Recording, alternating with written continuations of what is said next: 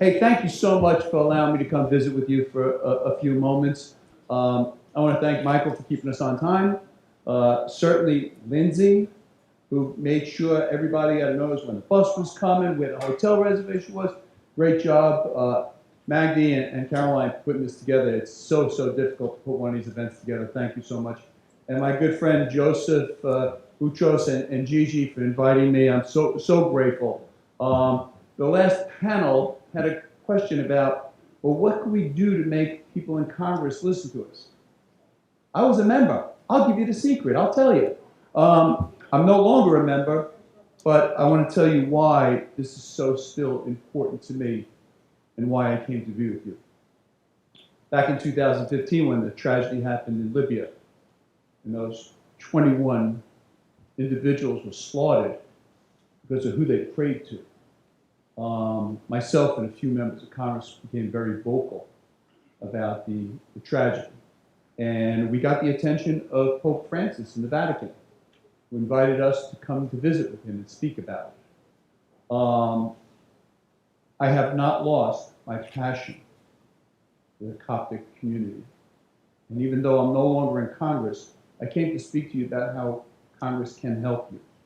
I want to thank some of the panelists earlier who started speaking about respect rather than tolerance. We're talking about religious tolerance. You know, I have a 4-year-old daughter. I'm tolerant of her bad behavior. Practicing your religion is not bad behavior.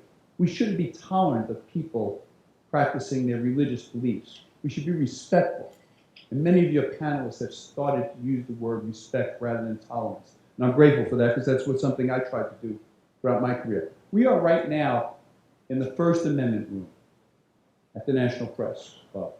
The First Amendment of the United States Constitution gives people the freedom of speech and assembly, freedom of the press, and the freedom to practice their own religion and not have your government tell you what religion you should practice.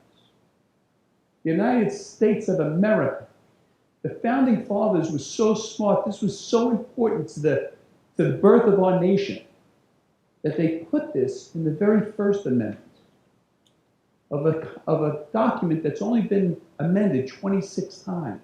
But it's not in the 12th Amendment, it's not in the 22nd Amendment, it's not in the 26th Amendment, it's in the very First Amendment of the United States Constitution. That's how important religious freedom is to this nation. We shouldn't tolerate nations who don't respect other people's practice of their religion. You know, the United States of America and so many of our panelists have described what the issue is, what the problem is. I think the real question is, what's the solution? And how do we go about helping the Coptic community be able to freely practice their religions in Egypt and anywhere else without persecution? Well, the United States of America has some very successful ways to influence other countries whose behavior we don't tolerate. One of them is certainly military aid and military training. One is foreign aid, countries who need our support because of their lack of ability to help their own people. We supply aid to them. I think right next door, actually, USAID is having an event. We also have trade. And you see the whole controversy that's going around in our country now about the president's imposing tariffs on countries who he believes our trade deals are unfair to the United States of America. So there's ways the United States of America can help a nation other than our own come to see our way of belief in things like religious freedom. Now, how do you get the United States of America to do this? The Coptic community. The ambassador, is the ambassador still here? I'm not sure. Oh, he left? Oh, he must be in the bathroom where I just was. The ambassador hit something right on point, making this personal. You know, Joseph has brought me to his church on many occasions. I have celebrated in the Coptic church in Staten Island.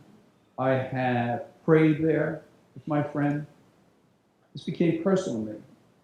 Now, what the ambassador said was about approaching members of Congress. Before I went to Congress, I was the chief prosecutor, one of the chief prosecutors in New York City. I was a district attorney. I knew criminal law very well. When I came to Congress 4.5 years ago, I had to deal with, and there I only have to deal with that one subject. Here I had to deal with 24 different issues every day, none of which I was an expert in. Many of which I learned so much about because I wasn't familiar with them at all. All of which I learned more about listening to the person in front of me rather than speaking to that person. And when that person left, I was off to the next thing. Persistence is the way to make this happen. There's many of us from different parts of the country here today. I met some friends from Canada even. But there is a Coptic community in every part of the United States. Every one of those communities is represented by a member of the United States Congress, House of Representatives, and 2 United States Senators for their state.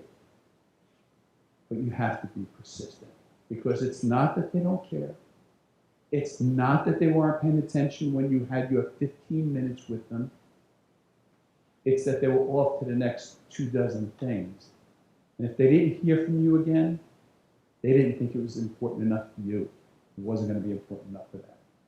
The people that got my attention, I tried to give everyone my attention, but my issue in New York City wasn't farm subsidies in Nebraska. My issues were personal. They said that all of politics is parochial.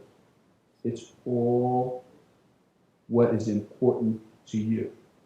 You have to make this issue important to those members of Congress. And going to see them once, and they will see you. Sometimes, I know one of my colleagues, my former colleagues, French Hill, is supposed to be here at some point today. French is a leader on this subject in the House of Representatives. I think he authored the resolution, Anthony, right? But there's 434 other members of Congress, and they will put pressure on the White House. When the White House asks them what do they need, they will tell them, as long as you continue to tell them how this is important. And this tragedy, this travesty of what's happening in other parts of our world, particularly in Egypt, cannot be tolerated by the United States. That's inside baseball. Don't tell anybody else how to get anything done, because then you'll be competitive with everybody else. So keep this our secret. Thank you for allowing me to come to visit with you today.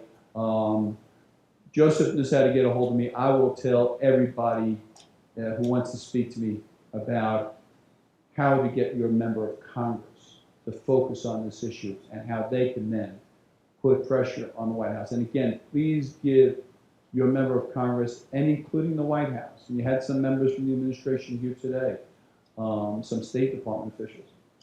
It's not that they don't care. It's that they have 1,000 things on their plate. You have to put this thing in the front of their plate for them. Thank you so very, very much for allowing me to do this.